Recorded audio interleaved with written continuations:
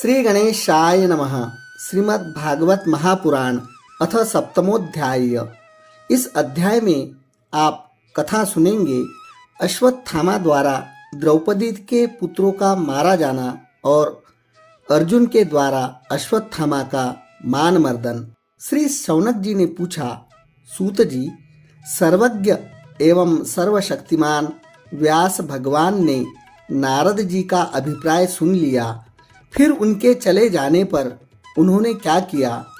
श्री सूत जी ने कहा, ब्रह्म नदी सरस्वती के पश्चिम तट पर शम्याप्रास नाम का एक आश्रम है। वहाँ ऋषियों के यज्ञ चलते ही रहते हैं। वहीं व्यास जी का अपना आश्रम है। उसके चारों ओर बेर का सुंदर वन है। उस आश्रम में बैठकर उन्होंने आचमन किया और स्वयं अपने मन को समाहित किया। उन्होंने भक्ति योग के द्वारा अपने मन को पूर्णतया एकाग्र और निर्मल करके आदि पुरुष परमात्मा और उनके आश्रय से रहने वाली माया को देखा। इसी माया से मोहित होकर यह जीव तीनों गुणों से अतीत होने पर भी अपने को त्रिगुणात्मक मान लेता है और इस मान्यता के कारण होने वाले अनर्थों को भोगता है। इन अनर्थों की शांति का साक्षात साधन है केवल भगवान का भक्ति योग। परंतु संसार के लोग इस बात को नहीं मानते। यही समझकर उन्होंने इस परमहंसों की संहिता श्रीमद् भागवत की रचना की। इसके श्रवण मात्र से पुरुषोत्तम भगवान श्री कृष्ण के प्रति परम प्रेममय भक्ति हो जाती है, जिससे जीव के शोक, मोह और भय नष्ट हो जाते हैं। उन्होंने इस भागवत संहिता का निर्माण और पुनरावृत्ति करके इसे अपने निवृत्ति परायण पुत्र श्री शुकदेव जी को पढ़ाया। श्री शौनक जी ने पूछा, श्री शुकदेव जी तो अत्यंत निवृत्ति परायण हैं। उन्हें किसी भी वस्तु की अपेक्षा नहीं है। वे सदा आत्मा में ही रमण करते हैं। फिर उन्होंने किस लिए इस विशाल ग्रंथ का अध्ययन किया? सूत जी कहते हैं, जो लोग ज्ञानी हैं, जिनकी अविद्या की गांठ खुल गई है और जो सदा आत्मा में ही रमण करने वाले हैं, वे भी भगवान की हेतु रहित भक्ति किया करते हैं, क्योंकि भगवान के गुण ही ऐसे मधुर है जो सबको अपनी ओर खींच लेते हैं। फिर श्री शुकदेव जी तो भगवान के भक्तों के अत्यंत प्रिय और स्वयं भगवान वेद व्यास के पुत्र है। भगवान के गुणों ने उनके हृदय को अपनी ओर खींच लिया और उन्होंने उससे विवश होकर ही इस विशाल ग्रंथ का अध्ययन किया। शौनक जी, अब मैं राजर्षि परीक्षित के जन्म, कर्म और मोक्ष की तथा पांडवों के स्वर्गारोहण की कथा कहता हूँ, क्योंकि इन्हीं से भगवान श्री कृष्ण की अनेकों कथाओं का उदय होता है। जिस समय महाभारत युद्ध में कौरव और पांडव दोनों पक्षों के बहुत से वीर गति को प्राप्त हो चुके थे और भीमसेन की गदा के प्रहार से दुर्योधन की जांघ टूट चुकी थी, तब अश्वत्थामा ने अपने स्वामी दुर्योधन का प्रिय कार्य समझकर द्रौपदी के सोते हुए पुत्रों के सिर काटकर उसे भेंट किए थे। यह घटना दुर्योधन को भी अप्रिय ही लगी, क्योंकि ऐसे नीच कर्म की सभी निंदा करते हैं। उन बालकों की माता द्रौपदी अपने पुत्रों का निधन सुनकर अत्यंत दुखी हो गई। उसकी आंखों में आंसू छलछला आए। वह रोने लगी। अर्जुन ने उसे सांत्वना देते हुए कहा, कल्याणी, मैं तुम्हारे आंसू तब पूछूंगा जब उस आतताई ब्राह्मण धम का सिर गांडीव धनुष के बाणों से काटकर तुम्हें भेंट करूंगा और पुत्रों की अंत्येष्टि क्रिया के बाद तुम उस पर पैर रखकर स्नान करोगी। अर्जुन ने इन मीठी और विचित्र बातों से द्रौपदी को सांत्वना दी और अपने मित्र भगवान श्री कृष्ण की सलाह से उन्हें सारथी बनाकर कवच धारण कर और अपने भयानक गांडीव धनुष को लेकर वे रथ पर सवार हुए तथा गुरुपुत्र अश्वत्थामा के पीछे दौड़ पड़े। बच्चों की हत्या से अश्वत्थामा का भी मन उद्विग्न हो गया था। जब उसने दूर से ही देखा कि अर्जुन मेरी ओर झपटे हुए आ रहे हैं, तब वह अपने प्राणों की रक्षा के लिए पृथ्वी पर जहां तक भाग सकता था रुद्र से भयभीत सूर्य की भांति भागता रहा। जब उसने देखा कि मेरे रथ के घोड़े थक गए हैं और मैं बिल्कुल अकेला हूं, तब उसने अपने को बचाने का एकमात्र साधन ब्रह्मास्त्र ही समझा। यद्यपि उसे ब्रह्मास्त्र को लौटाने की विधि मालूम न थी, फिर भी प्राण संकट देखकर उसने आचमन किया और ध्यानस्थ होकर ब्रह्मास्त्र का संधान किया। उस अस्त्र से सब दिशाओं में एक बड़ा प्रचंड तेज फैल गया। अर्जुन ने देखा कि अब तो मेरे प्राणों पर ही आ बनी है। तब उन्होंने श्री कृष्ण से प्रार्थना की। अर्जुन ने कहा, श्री कृष्ण, तुम सच्चिदानंद स्वरूप परमात्मा हो। तुम्हारी शक्ति अनंत है। तुम्ही भक्तों को अभय देने वाले हो। जो संसार की धधकती हुई आग में जल रहे हैं, उन जीवों को उससे उबारने वाले एकमात्र तुम ही हो। तुम प्रकृति से परे रहने वाले आदि पुरुष साक्षात परमेश्वर हो।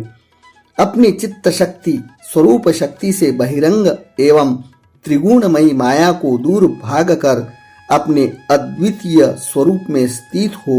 वहीं तुम अपने प्रभाव से माया मोहित जीवों के लिए धर्मादि रूप कल्याण का विधान करते हो। तुम्हारा यह अवतार पृथ्वी का भार हरण करने के लिए और तुम्हारे अनन्य प्रेमी भक्त जनों के निरंतर स्मरण ध्यान करने के लिए है। स्वयं प्रकाश स्वरूप श्री कृष्ण यह भयंकर तेज सब ओर से मेरी ओर आ रहा है। यह क्या है, कहां से क्यों आ रहा है, इसका मुझे बिल्कुल पता नहीं है। भगवान ने कहा, अर्जुन, यह अश्वत्थामा का चलाया हुआ ब्रह्मास्त्र है। यह सब बात समझ लो कि प्राण संकट उपस्थित होने से उसने इसका प्रयोग तो कर दिया है, परंतु वह इस अस्त्र को लौटाना नहीं जानता। किसी भी दूसरे अस्त्र में इसको दबा देने की शक्ति नहीं है। तुम शस्त्रास्त्र विद्या को भली भांति जानते ही हो।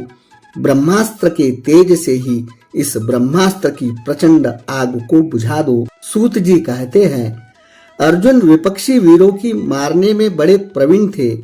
भगवान की बात सुनकर उन्होंने आचमन किया और भगवान की परिक्रमा करके ब्रह्मास्त्र के निवारण के लिए ब्रह्मास्त्र का ही संधान किया। बाणों से वेष्टित उन दोनों ब्रह्मास्त्रों के तेज प्रलयकालीन सूर्य एवं अग्नि के समान आपस में टकराकर सारे आकाश और दिशाओं में फैल गए और बढ़ने लगे। तीनों लोकों को जलाने वाली इन दोनों अस्त्रों की बड़ी हुई लपटों से प्रजा जलने लगी और उसे देखकर सबने यही समझा कि यह प्रलयकारी संवर्तक अग्नि है। उस आग से प्रजा का और लोकों का नाश होते देखकर भगवान की अनुमति से अर्जुन ने उन दोनों को ही लौटा लिया। अर्जुन की आंखें क्रोध से लाल लाल हो रही थी। उन्हें झपटकर उस क्रूर अश्वत्थामा को पकड़ लिया और जैसे कोई रस्सी से पशु को बांध ले वैसे ही बांध लिया। अश्वत्थामा को बलपूर्वक बांधकर अर्जुन ने जब शिविर की ओर ले जाना चाहा, तब उनसे कमल नयन भगवान श्री कृष्ण ने कुपित होकर कहा, अर्जुन, इस ब्राह्मणाधम को छोड़ना ठीक नहीं है। इसको तो मार ही डालो। इसने रात में सोए हुए निरपराध बालकों की हत्या की है। धर्मवेत्ता पुरुष असावधान, मत वाले, पागल, सोए हुए बालक, स्त्री, विवेक ज्ञान शून्य, शरणागत, रथहीन और भयभीत शत्रु को भी कभी नहीं मारते, परंतु जो दुष्ट और क्रूर पुरुष दूसरों को मारकर अपने प्राणों का पोषण करता है, उसका तो वध ही उसके लिए कल्याणकारी है। क्योंकि वैसी आदत को लेकर यदि वह जीता है तो और भी पाप करता है और उन पापों के कारण नरकगामी होता है। फिर मेरे सामने ही तुमने द्रौपदी से प्रतिज्ञा की थी कि मानवती, जिससे तुम्हारे पुत्रों का वध किया है, उसका सिर मैं उतार लाऊंगा। इस पापी कुलांगार आतताई ने तुम्हारे पुत्रों का वध किया है, अपने स्वामी दुर्योधन को भी दुख पहुंचाया है। इसीलिए अर्जुन, इसे मार ही डालो। भगवान श्री कृष्ण ने अर्जुन के धर्म की परीक्षा लेने के लिए इस प्रकार प्रेरणा की, परंतु अर्जुन का हृदय महान था। यद्यपि अश्वत्थामा ने उनके पुत्रों की हत्या की थी, फिर भी अर्जुन के मन में गुरु पुत्र को मारने की इच्छा नहीं हुई। इसके बाद अपने मित्र और सारथी श्री कृष्ण के साथ वे अपने युद्ध शिविर में पहुंचे। वहां अपने मृत पुत्रों के लिए शोक करती हुई द्रौपदी को उसे सौंप दिया। द्रौपदी ने देखा कि अश्वत्थामा पशु की तरह बांधकर लाया गया है। निंदित कर्म करने के कारण उसका मुख नीचे की ओर झुका हुआ है। अपना अनिष्ट करने वाले गुरु पुत्र अश्वत्थामा को इस प्रकार अपमानित देखकर द्रौपदी का कोमल हृदय कृपा से भर आया और उसने अश्वत्थामा को नमस्कार किया। गुरुपत्र का इस प्रकार बांधकर लाया जाना सती द्रौपदी को सहन नहीं हुआ। उसने कहा, छोड़ दो इन्हें, छोड़ दो, ये ब्राह्मण हैं, हम लोगों के अत्यंत पूजनीय हैं, जिनकी कृपा से अपने रहस्य के सारे साथ धनुर्वेद और प्रयोग तथा उपसंहार के साथ संपूर्ण शस्त्रास्त्रों का ज्ञान प्राप्त किया है। वे आपके आचार्य द्रोण ही पुत्र के रूप में आपके सामने खड़े हैं। उनकी अर्धांगिनी कृपी अपने वीर पुत्र की ममता से ही अपने पति का अनुगमन नहीं कर सकी। वे अभी जीवित है। महाभाग्यवान आर्यपुत्र, आप तो बड़े धर्मज्ञ हैं। जिस गुरुवंश की नित्य पूजा और वंदना करनी चाहिए, उसी को व्यथा पहुंचाना आपके योग्य कार्य नहीं है। जैसे अपने बच्चों के मर जाने से मैं दुखी होकर रो रही हूँ और मेरी आंखों से बार बार आंसू निकल रहे हैं, वैसे ही इनकी माता पतिव्रता गौतमी ना रोए। जो उच्छृंखल राजा अपने कुकृत्यों से ब्राह्मण कुल को कुपित कर देते हैं, वह कुपित ब्राह्मण कुल उन राजाओं को सपरिवार शोकाग्नि में डालकर शीघ्र ही भस्म कर देता है। सूत जी ने कहा, शौनकादि ऋषियों, द्रौपदी की बात धर्म और न्याय के अनुकूल थी। उसमें कपट नहीं था, करुणा और समता थी। अतएव राजा युधिष्ठिर ने रानी के इन हित भरे श्रेष्ठ वचनों का अभिनंदन किया।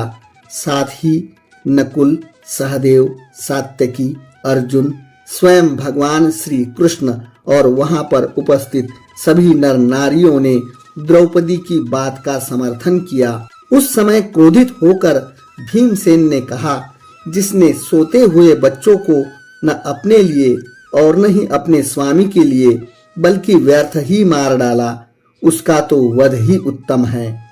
भगवान श्री कृष्ण ने द्रौपदी और भीमसेन की बात सुनकर और अर्जुन की ओर देखकर कुछ हंसते हुए से कहा। भगवान श्री कृष्ण बोले, पतित ब्राह्मण का भी वध नहीं करना चाहिए और आतताइयों को मार ही डालना चाहिए।